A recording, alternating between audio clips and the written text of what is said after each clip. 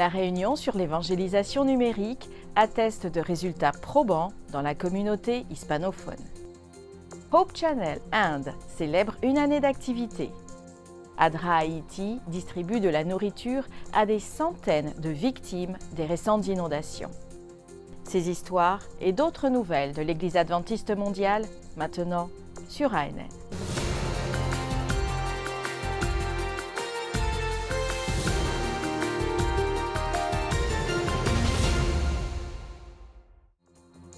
Environ 100 personnes ont assisté à la réunion trimestrielle de l'équipe de l'initiative d'évangélisation numérique et des suivis pastoraux.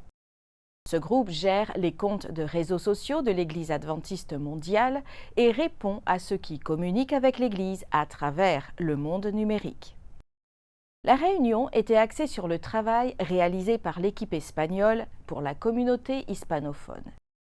Cette équipe est composée de 16 personnes, principalement basées au Venezuela et au Mexique. Elle a rapporté le nombre de vues de leurs publications et la croissance des abonnés sur leurs réseaux sociaux. Au mois de juillet, près de 4000 commentaires ont été reçus.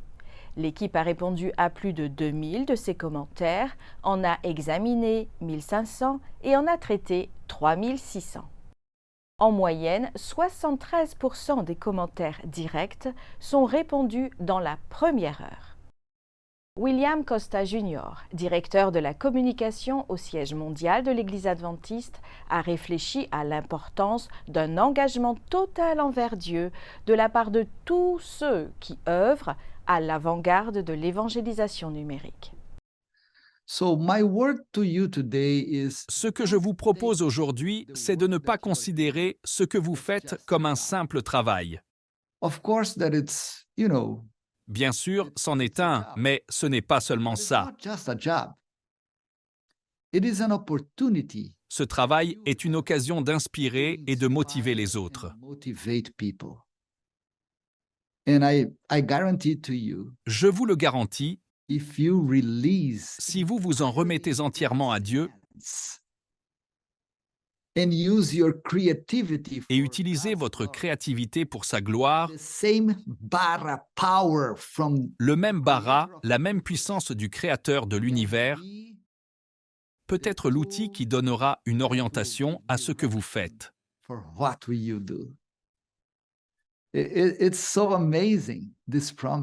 Cette promesse est tellement merveilleuse. Dieu veut vous façonner, vous modeler afin que vous puissiez être utilisés pour sa gloire. Que le Seigneur bénisse chacun d'entre vous. Gratitude. C'est le sentiment qui remplit le cœur des responsables de Hope Channel Inde après environ 1 an d'activité. Gratitude envers Dieu, envers les collaborateurs et les donateurs. Grâce à eux, l'unique et merveilleux message adventiste plein d'espoir atteint des millions de personnes en Inde et dans les pays voisins. Dieu dirige, Dieu érige, Dieu fait croître, et nous attendons avec impatience ce qu'il fera à travers nous. Nous sommes engagés à partager le message d'espoir et de plénitude de Dieu. Il nous a tant donné à partager avec ce monde. Et notre mission est d'atteindre l'Inde et les pays voisins avec un message adventiste unique d'espoir et de plénitude, centré sur Christ. Ce rapport est dédié aux partenaires de prière, aux bienfaiteurs et aux donateurs. Nous sommes reconnaissants parce que, grâce à votre abnégation, nous semons des millions de graines.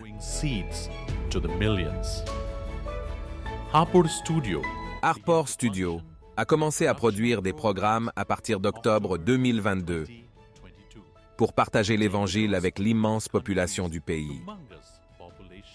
Nous vous remercions pour le soutien que vous avez apporté à Harpor Studio pour la production de programmes contextualisés en fonction de la culture du public.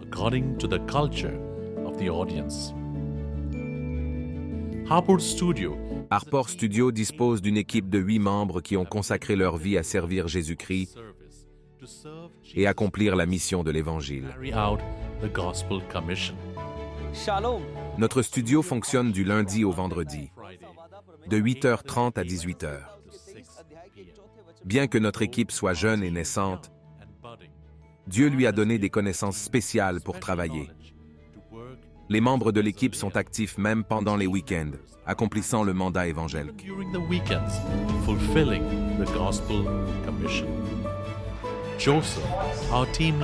Joseph, notre chef d'équipe, s'occupe de l'Église et du partage de la parole de Dieu pendant les cultes et le sabbat.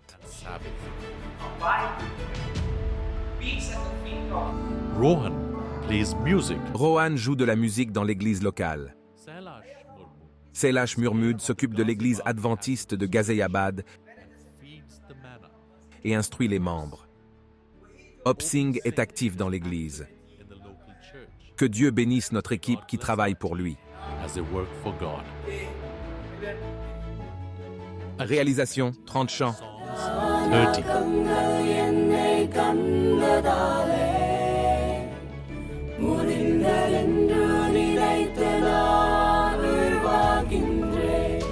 Sermons. 167 sermons, 5 spots, 241 talk shows, Talk show. 241.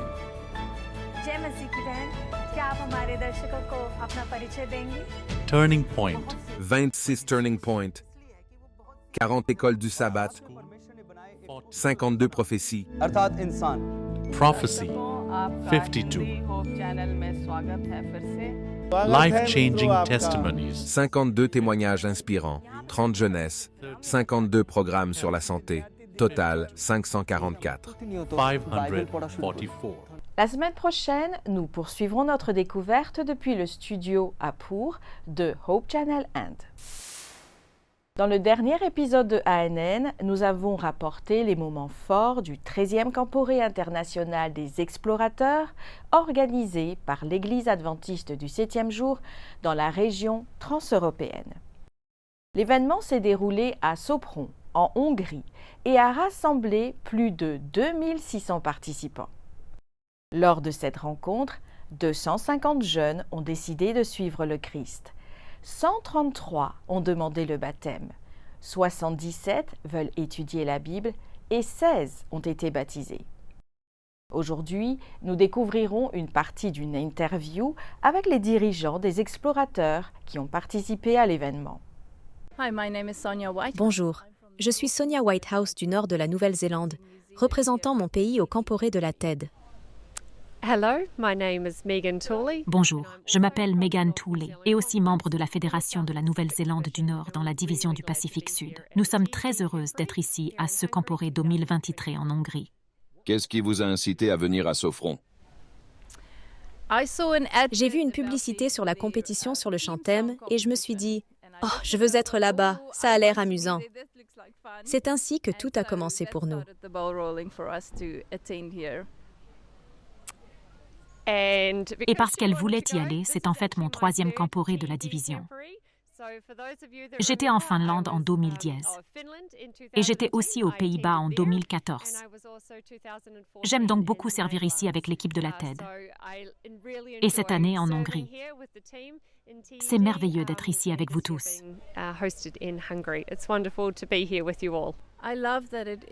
J'aime que le Camporé soit conçu pour conduire nos jeunes vers Dieu.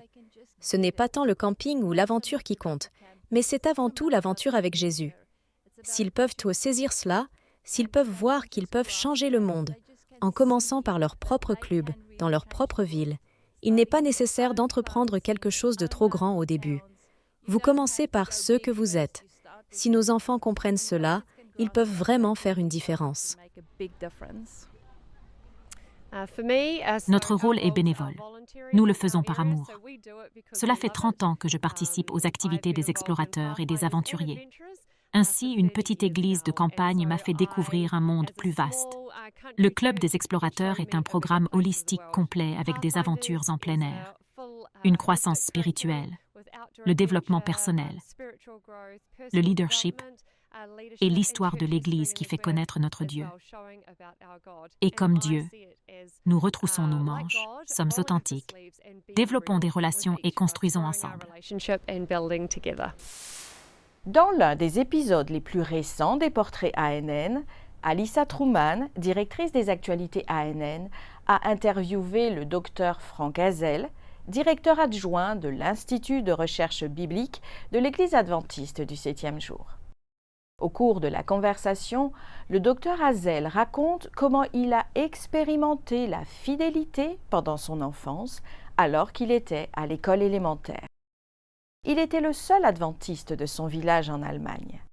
Tout au long de sa scolarité, il a honoré le sabbat, même en ratant des examens importants. Dans votre enfance, vous êtes allé à l'école. S'agissait-il d'une école adventiste, d'une école publique? Comment se passe la vie d'un jeune adventiste en Allemagne? C'est peut-être très différent de ce à quoi les autres adventistes sont habitués, notamment aux États-Unis et dans d'autres parties du monde.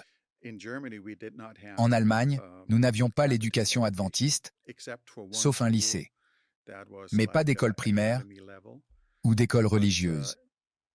Rien du tout quand j'étais enfant. J'ai dû aller à l'école publique et j'étais le seul étudiant adventiste du 7e jour dans mon petit village. In fact, I was the only Seventh-day Adventist student in my little village. And si vous êtes adventiste du 7e jour et que vous êtes le seul, vous devez défendre votre foi. C'est ce que je devais faire. J'ai dû aller à l'école, parler au principal, au directeur de l'école. Je lui ai dit que j'étais adventiste et que je n'irais pas à l'école le jour du sabbat. Il a demandé pourquoi. J'ai dit, pour des raisons religieuses. L'Allemagne accorde la liberté religieuse à ceux qui, pour des raisons de conscience, veulent suivre leur conscience. Il a eu l'amabilité d'accepter ma requête. Il connaissait les lois et il m'a accordé cette autorisation. Mais tous les enseignants que j'ai eus n'étaient pas aussi enthousiastes et positifs. Certains de mes enseignants ne voulaient pas croire que je ne viendrais pas à l'école le jour du sabbat. Et ils ont dit, si tu ne viens pas le jour du sabbat, tu dois apprendre tout ce que nous avons discuté à l'école ce jour-là. Le lundi, ils ne manquaient pas de m'interroger. Je n'avais pas de week-end de libre le dimanche. Je devais rencontrer mes amis et savoir ce qui avait été abordé en classe. Je devais donc apprendre le dimanche pour être prêt le lundi matin à répondre à des questions spécifiques sur le sujet abordé ce jour-là. Un enseignant en particulier n'aimait pas du tout cela. Et il a délibérément placé un examen le jour du sabbat. Il a dit, « Nous ferons l'examen le jour du sabbat. Vous feriez mieux d'être là. » J'ai répondu, en m'excusant, que je ne viendrais pas. J'ai finalement passé l'examen seul, ce qui n'est pas une expérience agréable. Mais il savait que j'étais sérieux. Il n'a plus jamais programmé d'examen le jour du sabbat.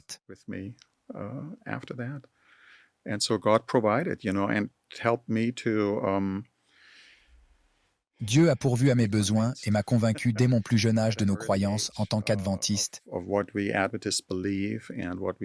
et de ceux que nous défendons. Étonnamment, Alissa, cela a changé lorsque j'ai fréquenté une école adventiste. Ma foi a été quelque peu ébranlée, ce qui est une autre histoire intéressante. Les portraits sont une rubrique de ANN qui met en lumière des histoires inspirantes et des témoignages de la fidélité de Dieu qui a transformé la vie des dirigeants adventistes. Après la pause, nous reviendrons avec d'autres nouvelles sur ce que réalisent les adventistes à travers le monde.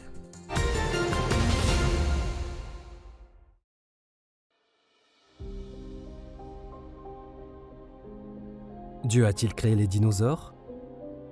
Il est facile de regarder ces énormes créatures terrifiantes et de se demander si un Dieu bon les aurait créées. Et parce qu'elles sont utilisées comme preuve de l'évolution, certains nient leur existence. Cependant, des fossiles abondants montrent clairement que les dinosaures ont existé. Cela ne signifie pas que Dieu voulait des monstres mortels dans sa création d'origine. Notre monde a changé et les prédateurs d'aujourd'hui, comme les requins, sont redoutables. Mais notre monde compte encore de nombreuses créatures douces. Les prédateurs actuels nous parlent de la puissance de Dieu, mais nous savons que celui-ci n'a jamais voulu la violence dans sa belle création. Les dinosaures peuvent inspirer la crainte, mais tout comme nous attendons que le lion se couche avec l'agneau dans la nouvelle création divine, nous pouvons espérer que les dinosaures, dans leur douce magnificence originelle, seront aussi présents.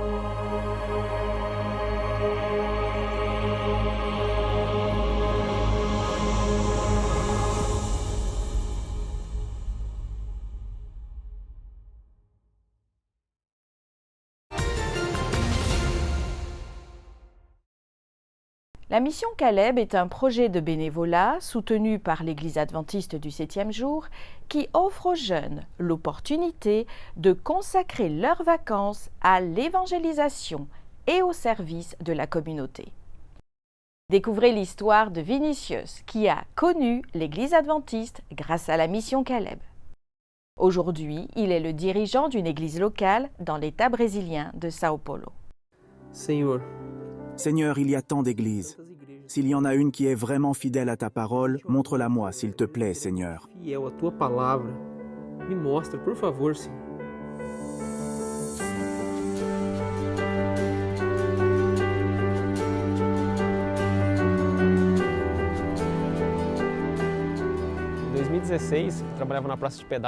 En 2016, je travaillais au poste de péage de l'autoroute de l'Est de Castelo Branco, ici dans la ville d'Arras. Après tout, j'étais à la recherche de la vérité.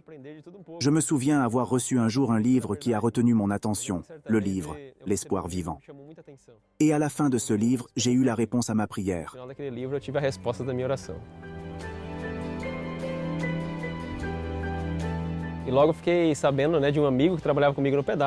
J'ai rapidement appris l'existence d'un ami qui travaillait au péage comme moi. Il était curieux de connaître l'église adventiste et m'a invité à l'accompagner. Depuis lors, je n'ai jamais quitté l'église adventiste et le 26 novembre 2016, je me suis fait baptiser. À partir de là, c'était une nouvelle vie. J'ai quitté mon travail et je suis retourné chez mes parents. Ils vivent à la ferme et j'ai commencé à y travailler. J'ai fait un peu de tout jusqu'à ce que je retrouve un sens à ma vie.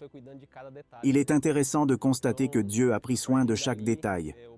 J'ai donc passé l'examen public et j'y travaille encore aujourd'hui, en tant qu'opérateur de machines.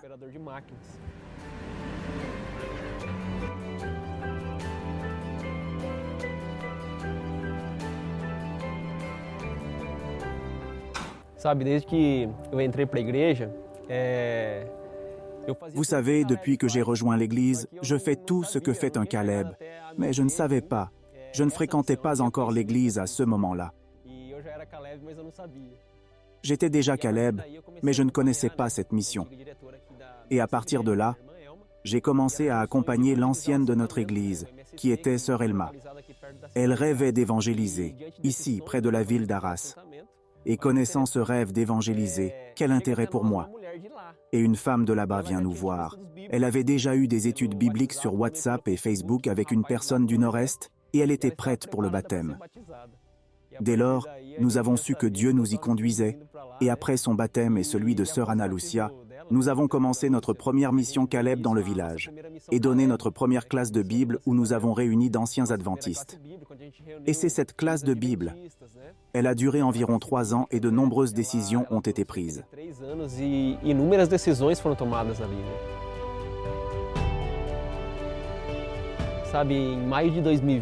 En mai 2020, le baptême de Camila a attiré mon attention. Elle a été confrontée à divers défis spirituels. Elle était accompagnée de toute sa famille qui a aussi donné sa vie à Jésus. C'était assez remarquable. Après ce baptême, nous avons organisé une classe biblique dans la maison de Camila et avons commencé la mission Caleb. C'est à ce moment que nous avons vraiment appris ce qu'était la mission Caleb et le cours de Bible. Nous avons monté une tente sur le terrain de sœur Ana Lucia qui avait étudié pendant longtemps sur les réseaux sociaux. Et là, nous avons commencé l'évangélisation de la mission Caleb. 9 personnes ont été baptisées suite à ce programme d'évangélisation. L'une d'entre elles était le frère Louise. Son baptême m'a touché. Sœur Ana Lucia lui a donné des études bibliques. Après son baptême, il y a eu un pic dans la pandémie et le frère Louise a perdu la vie. Mais nous avons la joie de savoir qu'il repose en Christ Jésus.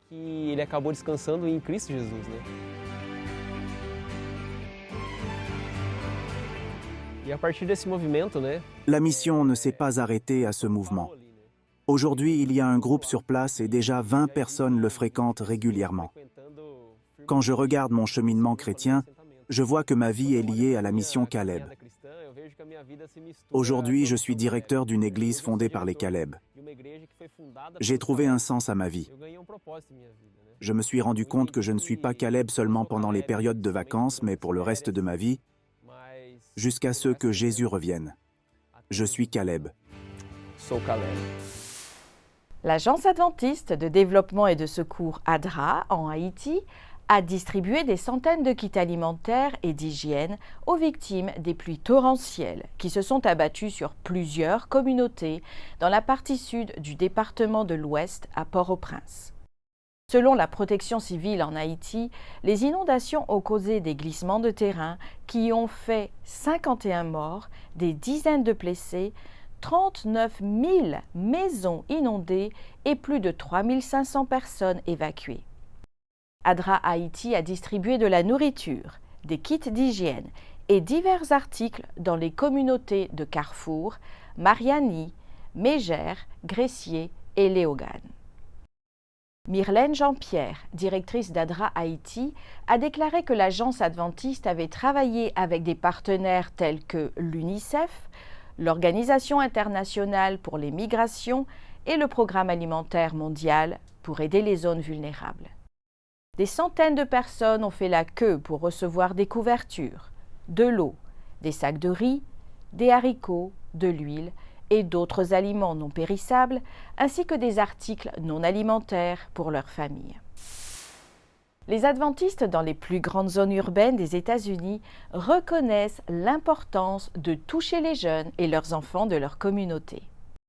Les membres d'Église se connectent activement avec ces groupes pour partager l'amour et les soins du Christ avec eux.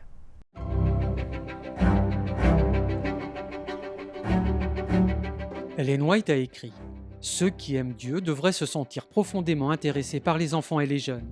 C'est à eux que Dieu peut révéler sa vérité et son salut. » Conscients de l'importance d'atteindre les jeunes de leur quartier, villes, communes et villages, les membres d'églises situées dans les villes du monde entier se connectent à ce groupe spécial de différentes manières. Examinons quelques-unes des plus grandes zones urbaines des États-Unis où les adventistes s'occupent des jeunes et des enfants.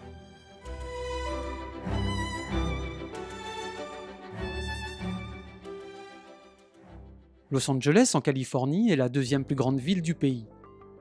Dans la grande région de Los Angeles, les membres d'une église adventiste du 7e jour vietnamienne ont compris qu'il fallait apprendre aux jeunes générations à parler vietnamien, afin qu'ils puissent communiquer avec les membres de leur famille plus âgés qui ne parlent pas anglais. L'église a ouvert la première école de langue vietnamienne de la ville. Les enfants apprennent non seulement la langue, mais se familiarisent également avec leur culture. Ce qui n'était au départ que des cours hebdomadaires est devenu un camp d'été, puis un programme extrascolaire. L'ouverture de l'école de la langue a permis aux membres de l'Église de répondre à un besoin de la communauté et de servir les habitants de la ville.